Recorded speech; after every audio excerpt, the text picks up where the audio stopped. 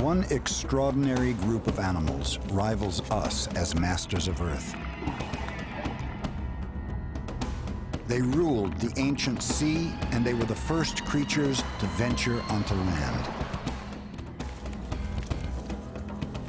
And overcoming unimaginable obstacles, they would even take to the air and spread across Earth as conquerors.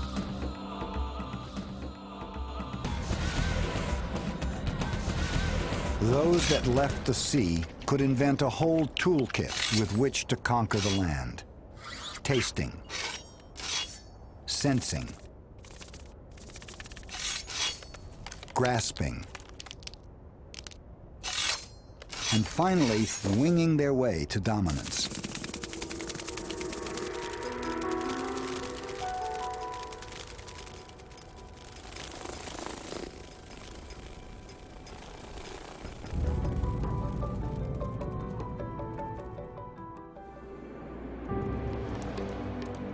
The first land conquerors took to the land like the little pill bugs of today. The first animal had arrived on land.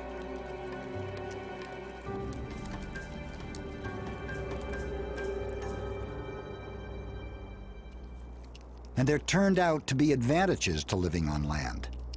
There's more oxygen in air than in seawater. The arthropods just had to find a way to extract it.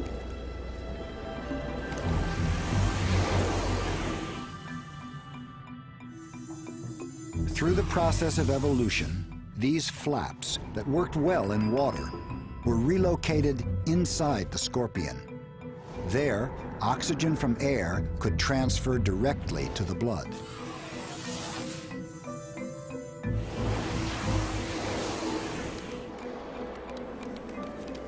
Yet again, the arthropod body plan proved its versatility, adapting an old body part to conquer a new ecological niche.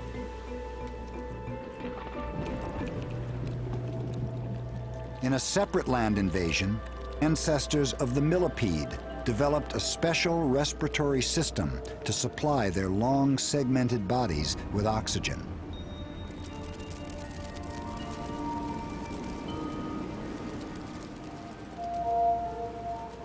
On the underside of its body begins a series of reinforced tubes, adapted from the exoskeleton itself.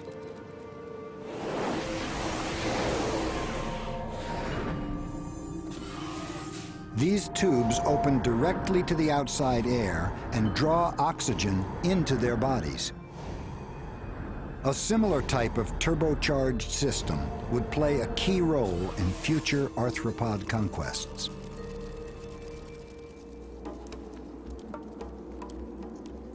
Now that they could breathe, the conquerors moved inland for the first time. And the plants here were a lot harder to digest than algae. But while living land plants didn't offer easy nourishment, decaying plants and dead arthropods were a different matter. Dead material, broken down by bacteria and fungi, detritus, was a lot easier to digest. Over a few million years, the invasions produced a thriving community of arthropods adapted to life on land as detritivores.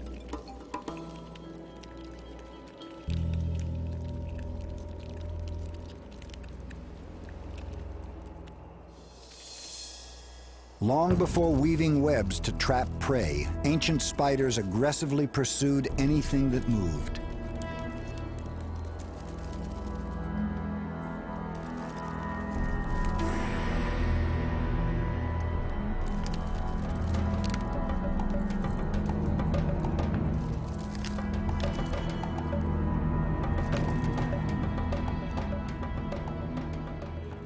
Arthropods encountered rich hunting grounds submerged below water, fresh water.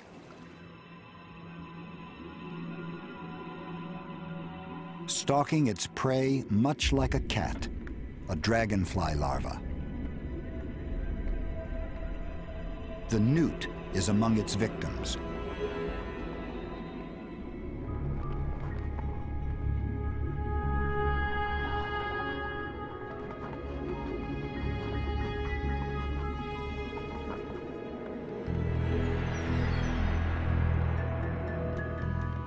The dragonfly larva pumps water over its gills.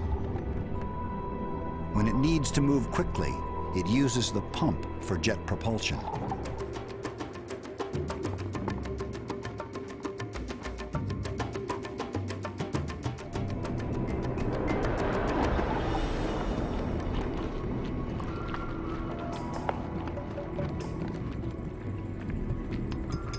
But freshwater predation is literally child's play for this dragonfly and some of its arthropod cousins. It is about to move into the adult stage of life. When a predatory larva prepares to leave the pond, it reenacts a pivotal moment in the story of life. Through metamorphosis, it turns not only into an adult, but into an animal capable of entering yet another realm of Earth.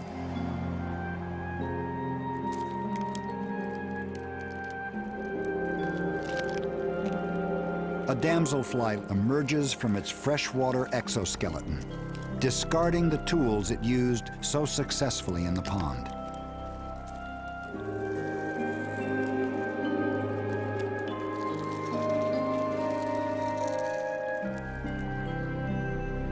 Hidden beneath its underwater coat is a new tool that will define its life outside the pond, a set of appendages capable of miracles.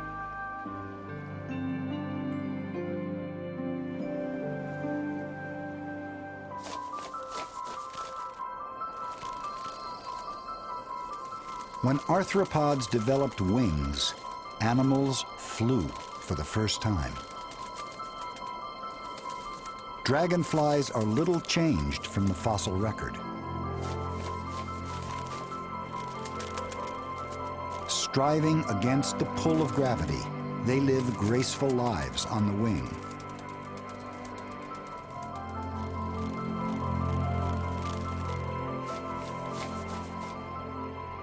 Hovering, making effortless acrobatic turns, they are unparalleled aerial hunters.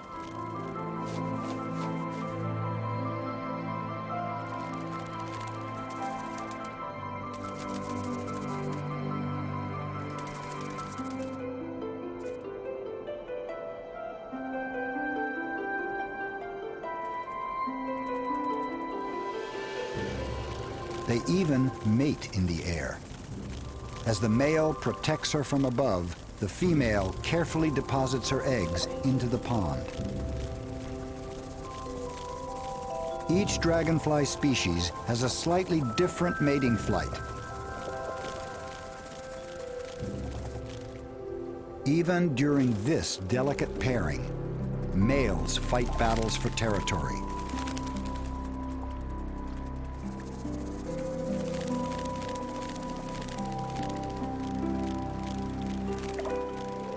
In dragonflies, the arthropod body plan demonstrates its supreme adaptability, a single animal that dominates both water and air in different phases of its life.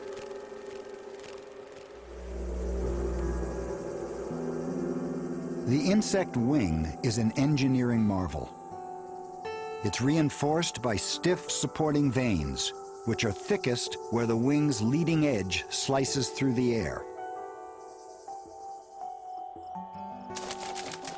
Flight turned out to be such an effective adaptation that today, more than 3/4 of all the animal species in the world are flying insects.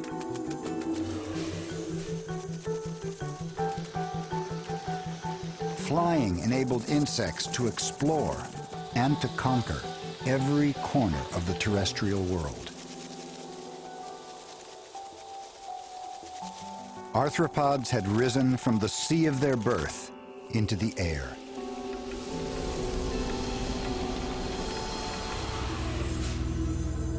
But the arms race between hunters and the hunted also moved into the air. The miracle of flight did not protect insects from their enemies.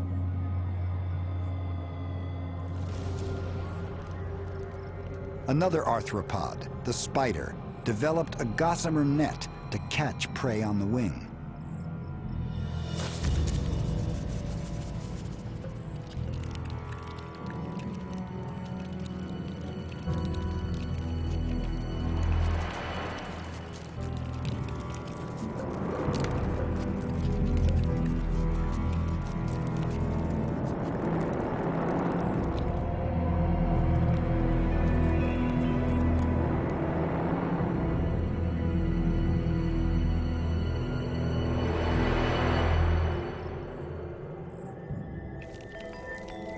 We are surrounded by hordes of crawling, running, scuttling, and flying arthropods. These little creatures shape the face of the world for all of us. In fact, we couldn't live without them.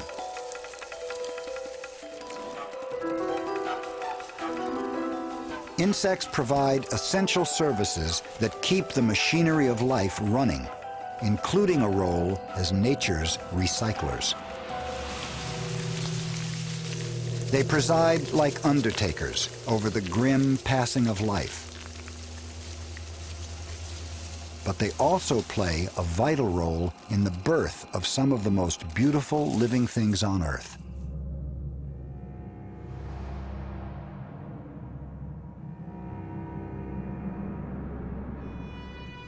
Arthropods are drawn to flowers, the showy reproductive billboards of plants and trees.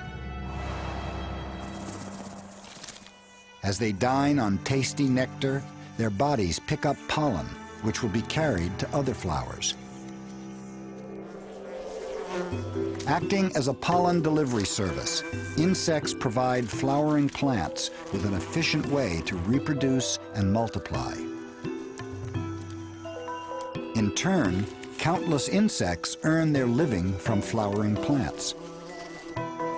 Without insects, many familiar foods would cease to exist.